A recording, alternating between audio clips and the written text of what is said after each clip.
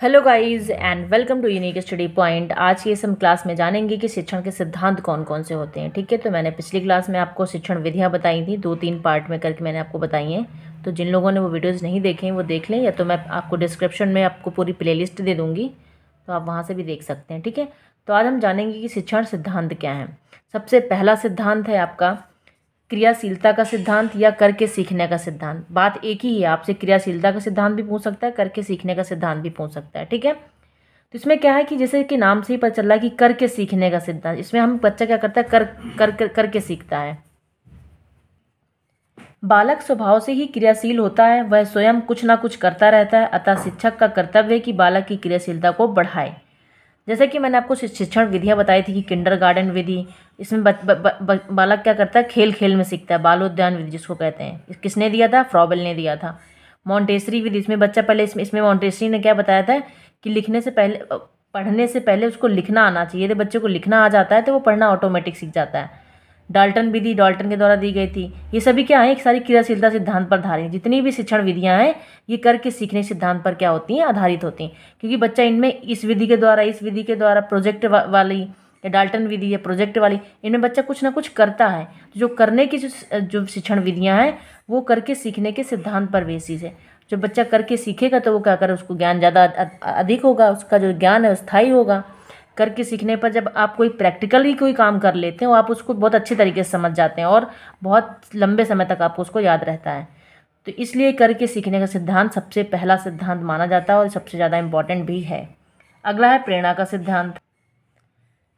इस सिद्धांत में क्या है कि शिक्षक को पढ़ाते समय बीच बीच में बच्चों को प्रेरित भी करना चाहिए, जिससे सीखने में रुचि उत्पन्न हो। बिल्कुल, आप बच्चे को मोटिवेट करेंगे, इंस्पायर करेंगे, इस चीज़ से लिंक करेंगे उसको, बीच बीच में आप उसको प्रेरित करते रहेंगे तो बच्चे को सीखने में क्या होगा, इंटरेस्ट उत्पन्न होगा, रुचि उत्पन्न होगी। ठीक है, पहला क्रिया करके सीखने का सिद्धांत, दूसरा प्रेरणा का सिद्धांत, तीसरा क्या आपका रुचि का सिद्धांत।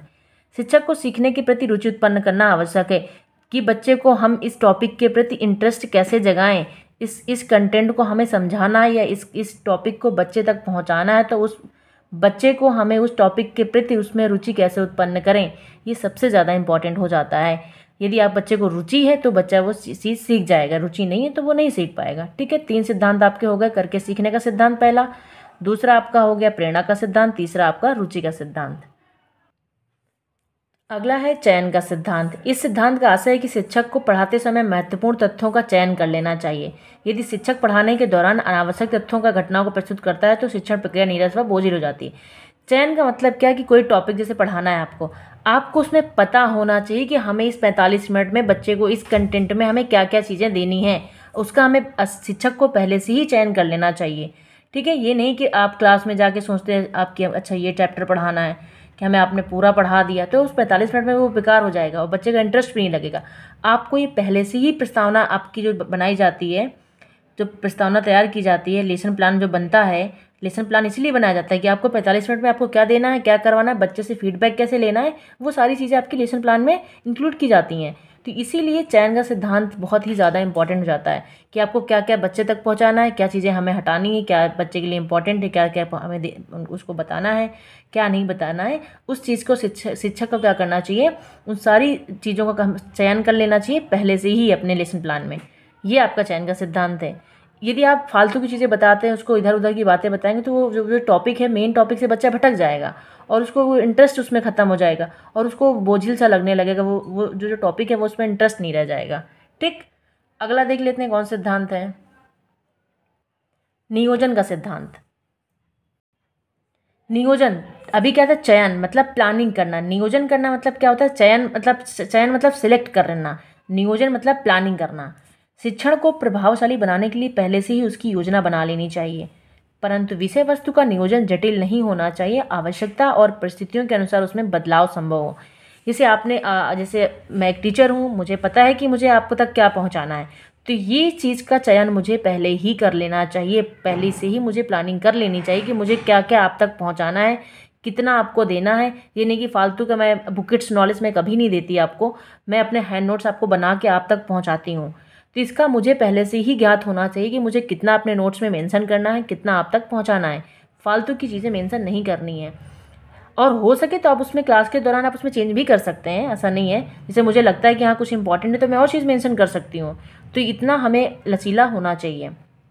ठीक है, चयन कर लिया कि हमें क्या क्या पढ़ाना है। नियोजन मतलब कितना कितना देना है, कितना नहीं देना, जो चीज़ हमें इंपॉर्टेंट है वो पहुँचानी है, फालतू चीज़ हमें नहीं बनानी है कि फालतू में उसमें ऐड ऑन कर दें।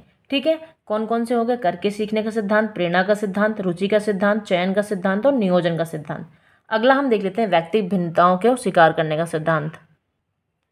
इसमें क्या है कि एक कक्षा में विभिन्न क्षमताओं एवं रुचियों के बच्चे होते हैं, अतः शिक्षक को पढ़ाते समय इन चीज़ों को ध्यान में रखना चाहिए।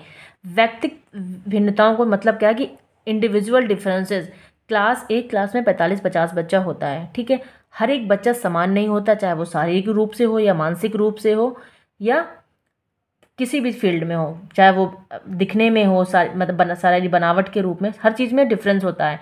मेंटली भी, फिजिकली भी, इमोशनली भी, हर तरह से वो इंडिविजुअल में जो व्यक्तिगत भिन्नता होती हैं उसमें सभी में हर दो व्यक्ति में पाई जाती हैं।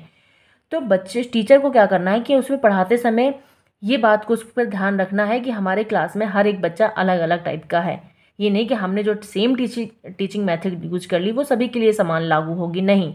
हर बच्चे की अपनी समझने की क्षमता अलग है, अपनी चीज़ों को ग्रहण करने की क्षमता अलग है, सबका अलग अलग होता है माइंड। कोई बहुत जल्दी एक बार में समझ जाता है, कोई नहीं समझ पाता है। तो हमें इस चीज़ को भी ध्यान रखना है कि इंडिविजुअल डिफरेंसेस क्लास में होती हैं, हमें इसके तहत हमें अपनी टीचिंग मेथड को चेंज करना है ताकि हर बच्चे को समझ में आए जो हम उसको पढ़ाना चाह रहे हैं या हम जो उसको हम पढ़ा रहे हैं या कुछ समझा रहे हैं। ठीक है, अगला है लोकतांत्रिक आचरण का सिद्धांत। इसका क्या तात्पर्य है? वर्तमान में शिक्षक की भूमिका एक तानाशाह की भूमिका ना होकर मित्र व सहयोगी की भूमिका हो गई है।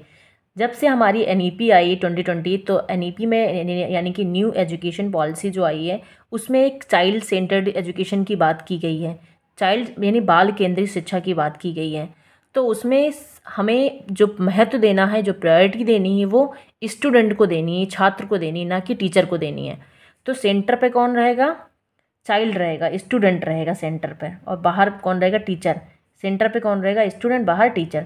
तो चाइल्ड सेंटर्ड एजुकेशन को प्रायोरिटी देते समय टीचर की जो तानाशाही वाली जो भूमिका पहले होती थी वो ख़त्म कर दी गई है। जो न्यू एजुकेशन पॉलिसी 2020 आई है तब से चीज़ ख़त्म हो गई है और जो मेन प्रायोरिटी दी जा रही है वो स्टूडेंट को दी जा रही है।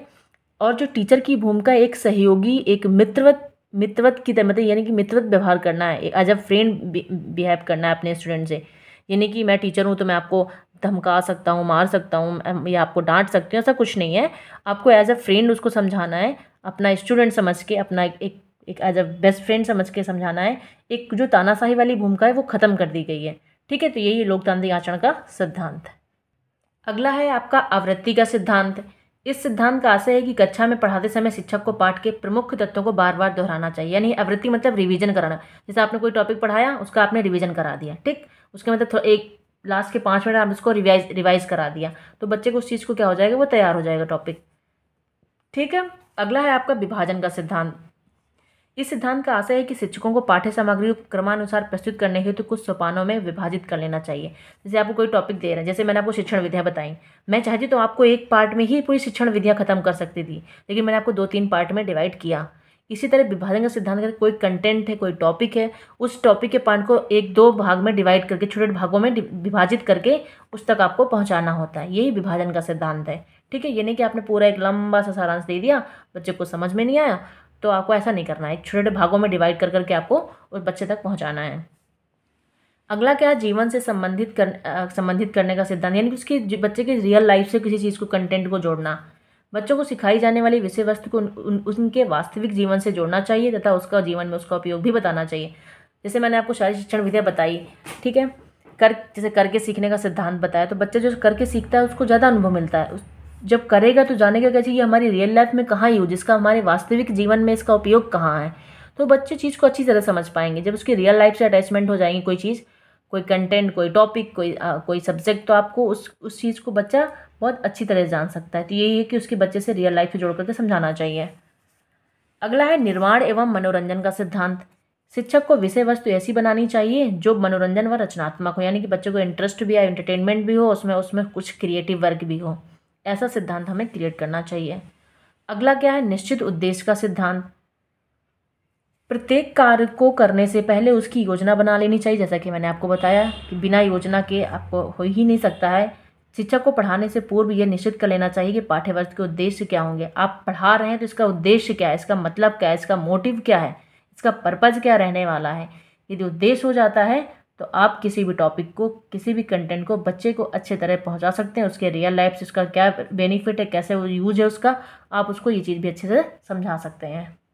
ठीक है, तो आपके ये कुछ आपके शिक्षण सिद्धांत थे जो सबसे इम्पोर्टेंट। पहला था करके सीखने का सिद्धांत, दूसरा सिद्धांत प्रेरणा का सिद्धांत, तीसरा रुचि का सिद्धांत, चौथा चयन का सिद्धांत, पांचवा नियोजन का सिद्धांत, छठवां व्यक्तिगत भिन्नताओं को स्वीकार करने का सिद्धांत, सातवां लोकतांत्रिक आचरण का सिद्धांत, आठवां आवृत्ति का सिद्धांत, नौवां विभाजन का सिद्धांत, दसवां जीवन से संबंधित करने का सिद्धांत।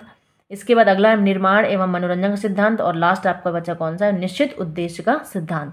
तो आप चाहें तो आप एक एक करके एक शॉर्ट आप सारे सभी के नाम लिख लें और वन वर्ड में आप लिख लें कि इसका मतलब क्या है। ठीक है, आई होप आपको समझ में आया होगा। ये शायद ही बहुत कम लोग हैं जो आपको हैंड नोट्स प्रोवाइड करते होंगे और जो मेन कंटेंट है वो आप तक मिलता होगा, लेकिन मैं आपको शॉर्ट हैंड नोट आपको प्रोवाइड कर रही हूँ बहुत सरल और सिंपल लैंग्वेज में, ताकि आपको समझ में भी आए इसका मतलब क्या है। और छोटे टॉपिक में आपको वीडियो में कवर करती रहूँगी। वीडियो अच्छी लगी हो तो लाइक करें, चैनल को सब्सक्राइब करें। Thank you so much for watching this video. Thank you so much.